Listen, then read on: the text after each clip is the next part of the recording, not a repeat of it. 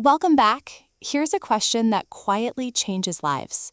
If investing is one of the most proven ways to build wealth, why do millions of intelligent, hardworking people keep saying, "I'll start someday"? What's really stopping them? That's a powerful question because the answer isn't money, it's psychology. Most people believe they don't invest because they lack cash. In reality, many delay because their brain is wired to avoid uncertainty. We naturally fear losing $100 more than we enjoy gaining $100. That's called loss aversion, and it quietly shapes our financial decisions every day. Think about two friends. One spends hours researching the perfect investment, reading articles, watching videos, comparing experts. Months pass, then years. The other starts with a small monthly investment, even if it's modest. 5 years later, the second person has something the first doesn't: momentum. Investing rewards action more than perfection. Another invisible barrier is instant gratification. Our brains love rewards we can enjoy today: a new phone, dinner out, another subscription. Investing asks us to sacrifice a little pleasure now for something much bigger later.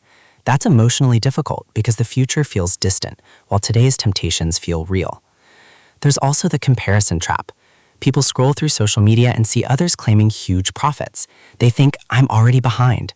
So instead of starting small, they do nothing. Ironically, doing nothing is often the most expensive financial decision of all.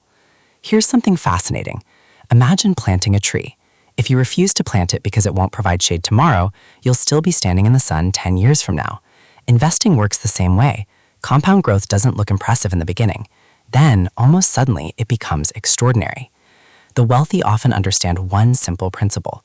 Your first investment isn't about making money. It's about becoming the kind of person who invests consistently. That identity shift changes everything. So how do you overcome these mental barriers? Make the first step ridiculously small. Automate a monthly investment you barely notice. Stop waiting until you know everything.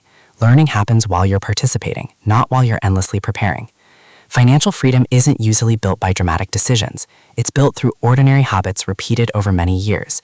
Every investment is a vote for your future self. Every month you delay is a month compounding can't work for you. So ask yourself this: if your future could speak today, would it thank you for waiting or for starting?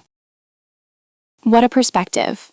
If this conversation made you think differently about investing psychology and building wealth, share your biggest takeaway in the comments. Subscribe for more insights, and remember, the best time to start is often before you feel completely ready.